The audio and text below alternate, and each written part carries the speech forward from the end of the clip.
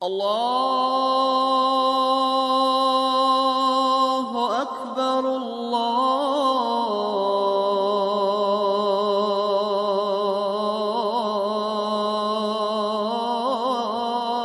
Akbar.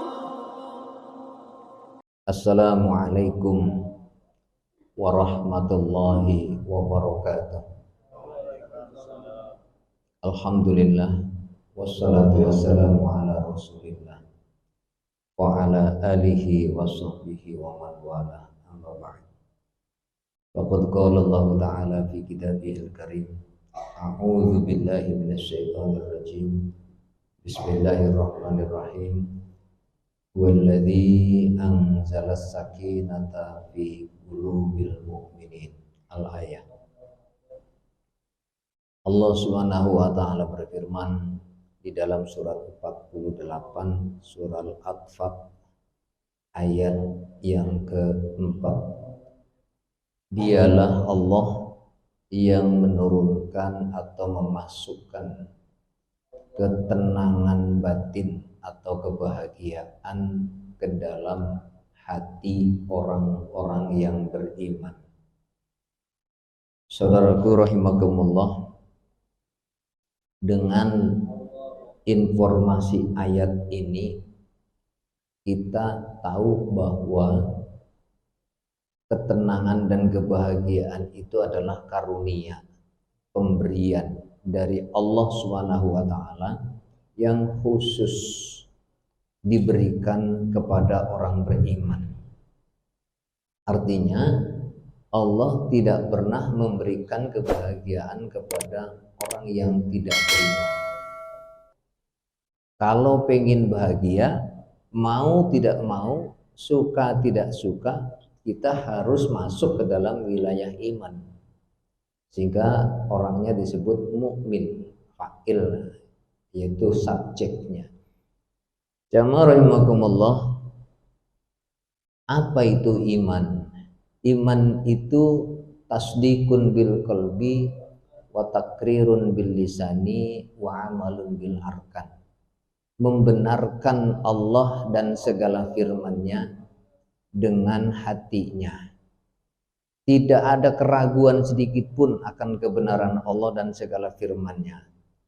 Kemudian mulut kita mengatakan apa-apa yang disampaikan oleh Allah kepada Rasul-Nya. Artinya pemahaman kita, karena perkataan berdasarkan pemahaman, mengikuti apa yang difirmankan Allah dan disabdakan Rasul. Lalu kemudian fisik kita, badan kita melakukan perbuatan sesuai dengan tuntunan Allah. Itu iman. Dan puncak iman adalah tauhid. Apa itu tauhid? Tauhid itu mengesahkan Allah, dari kata wahada yuwahidu tauhidan. Mengesahkan Allah, menunggalkan Allah, menjadikan Allah sebagai satu-satunya. Pertama, satu-satunya sumber. Segala-gala ini dicipta Allah, berasal dari Allah. Kemudian segala yang dicipta Allah itu harus dipakai dan digunakan sebagai alat untuk ibadah kepada Allah. Dan yang ketiga, tauhid adalah menjadikan Allah sebagai satu-satunya tujuan, bahwa kita semuanya akan menuju Allah, akan kembali kepada Allah. Maka itu namanya tauhid. Orang yang sudah meyakini, memahami bahwa segalanya dari Allah dan segalanya harus dipakai untuk ibadah kepada Allah dan semua akan kembali kepada Allah, wa ilaina turja'un, maka itulah sudah bertauhid dan itu imannya sudah bagus.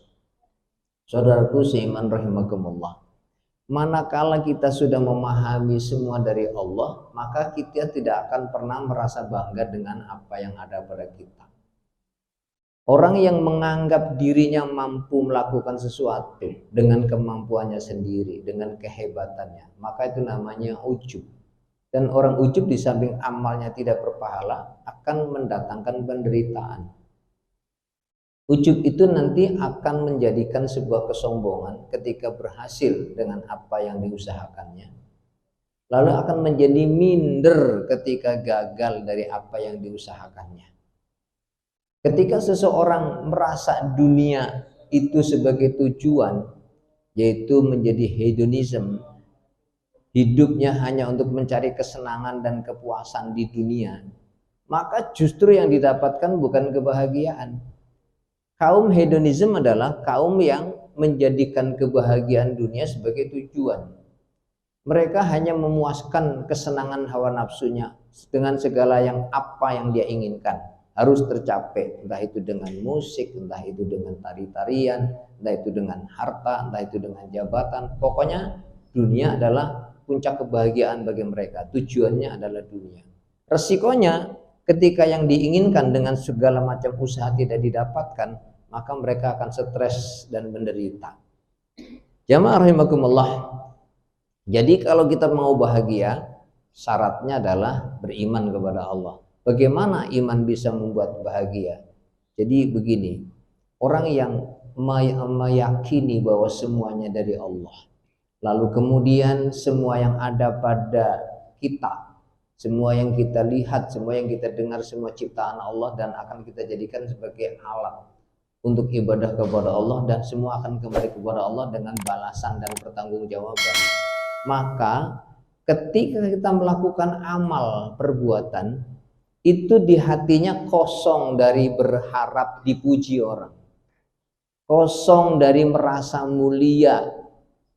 Kenapa? Yang ada di hati bahwa semua ini dari Allah atau milik Allah, cuman titipan amanah. Maka dia juga dalam satu hadis Nabi bersabda yang diriwayatkan oleh Imam Ahmad, la imana liman la amanatalah wala dina liman la ahdalah, rawahu Ahmad. Tidak ada iman buat orang yang tidak amanah. Orang yang tidak bisa dipercaya itu tidak beriman. Dan tidak ada agama orang yang selalu mengingkari janji, orang yang tidak menepati janjinya.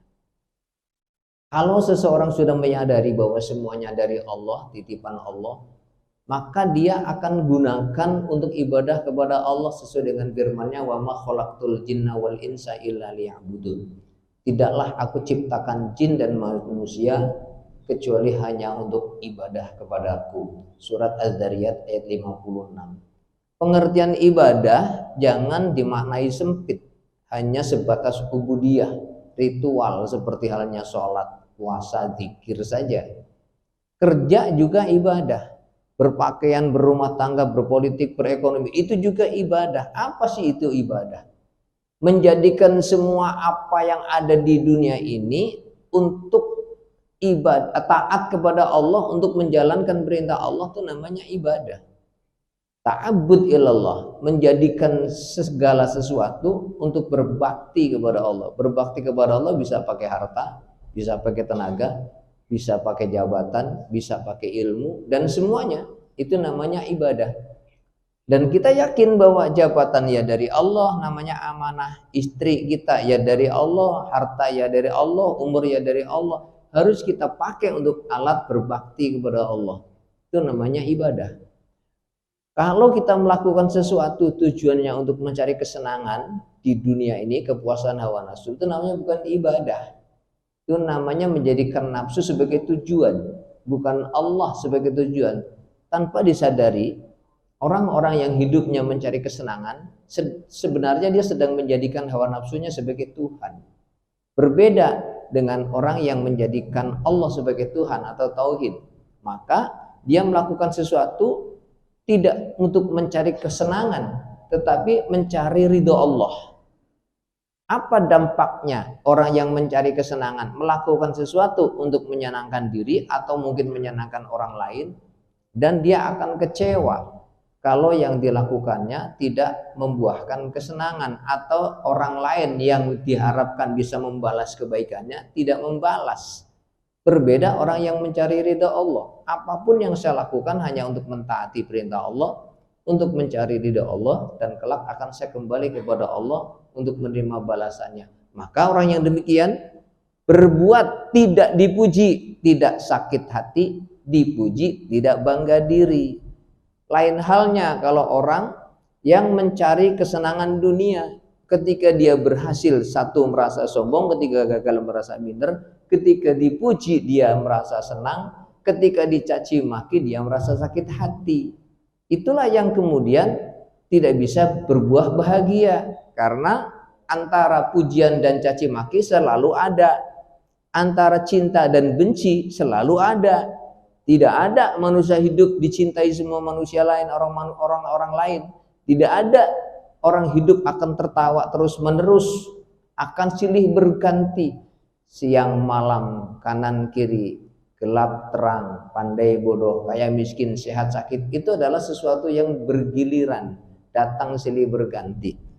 Orang yang beriman akan menjadikan semua situasi dan kondisi untuk berbakti kepada Allah. Saat saya senang, harus berbagi kesenangan. Jika senangnya karena saya dapat harta, ya orang kita bagi. Jika senangnya kita dapat ilmu, ilmunya kita bagi. Jika senangnya saya dapat kesehatan, bagaimana kesehatan saya bisa memberi manfaat pada orang lain. Jika saya sedih, maka sedihnya saya harus bersabar. Sedihnya saya harus ikhlas dan terima. Apa sih itu ikhlas? Ikhlas itu melakukan sesuatu dari semua amanah Allah, dari semua fasilitas yang Allah berikan untuk mentaati Allah dan mencari ridha Allah. Titik, itu saja. Orang mau suka silahkan, orang tidak suka silahkan, karena hatinya kosong, hatinya sepi dari berharap kepada selain Allah. Adapun orang lain, kita butuhkan keberadaannya, bukan amalnya untuk kita. Kita tidak membutuhkan amal orang lain untuk kita. Kitalah yang harus beramal untuk orang lain. Semuanya tujuannya untuk mencari ridha Allah. Contoh, senyum saja. Saya membutuhkan orang untuk senyumnya saya agar dicatat sebagai ibadah untuk mendapat ridha Allah. Jadi senyumnya saya butuh keberadaan orang, bukan membutuhkan balasan senyuman orang. Orang yang tauhid, orang bertauhid, orang yang beriman, senyumnya karena menunaikan perintah Allah untuk mencari ridha Allah. Orang yang tidak beriman, senyumnya untuk menyenangkan orang dan berharap mendapat balasan senyuman orang. Apa dampak?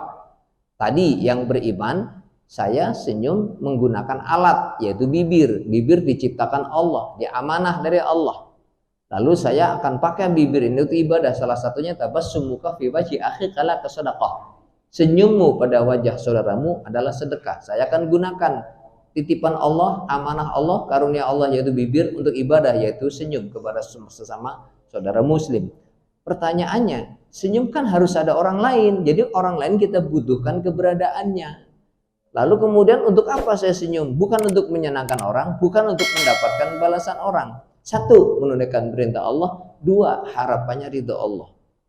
Nah, jadi orang bukan menjadi tujuan, orang menjadi alat. Bibir kita pun menjadi alat.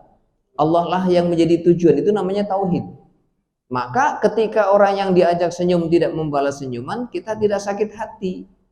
Kita hanya saat senyum yakin di hatinya, kosong dari harapan pujian dan balasan manusia, tapi penuh tahalli, hanya penuh dan tajalli, penuh menghiasi diri dengan sifat mulia dan penuh harapan hanya kepada Allah.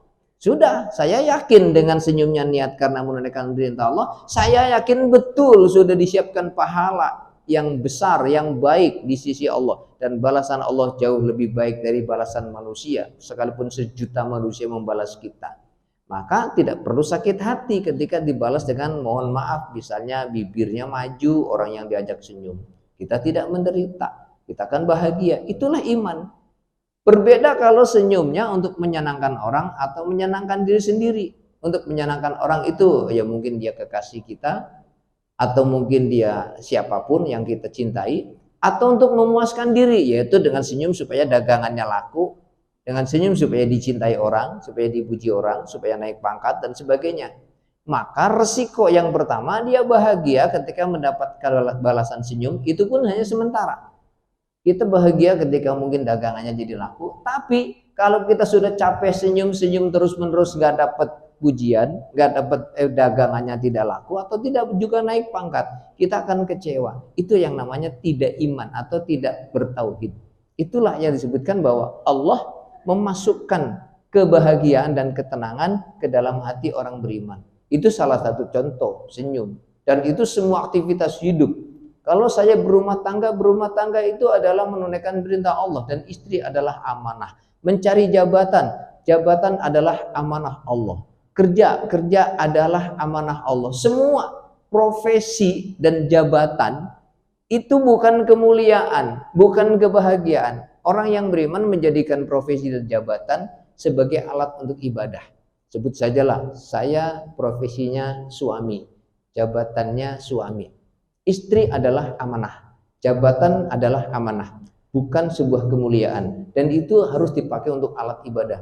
Istri amanah Allah, harus kita pakai untuk ibadah kepada Allah. Bagaimana menggunakan istri untuk alat ibadah? 1, disayangi. 2, dinafkahi. 3, dididik. Begitu seterusnya menurut perintah-perintahnya Allah. Maka istri sudah kita jadikan alat untuk ibadah kepada Allah. Semua itu kita lakukan bukan semata untuk membahagiakan istri, tapi semata untuk mentaati perintah Allah. Dan tidak berharap apapun kecuali hanya mengharapkan ridhonya Allah. Dan tak pernah kita merasa jabatan suami lebih mulia dari istri. Suami adalah jabatan di atas istri. Istri adalah jabatan di bawah suami. Posisi atasan bawahan itu adalah persoalan duniawi. Ada pimpinan, ada bawahan. Itu adalah jabatan dunia.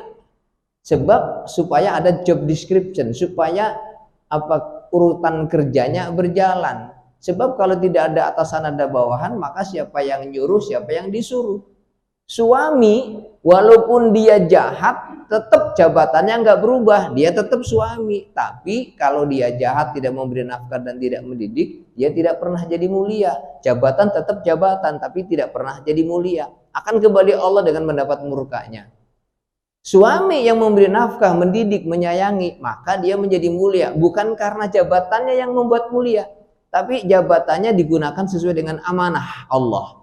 Dijalankan dengan benar. Walladzina hum li amanatihim wa ahdihim raun. Orang iman adalah orang yang menjaga dan menunaikan amanah.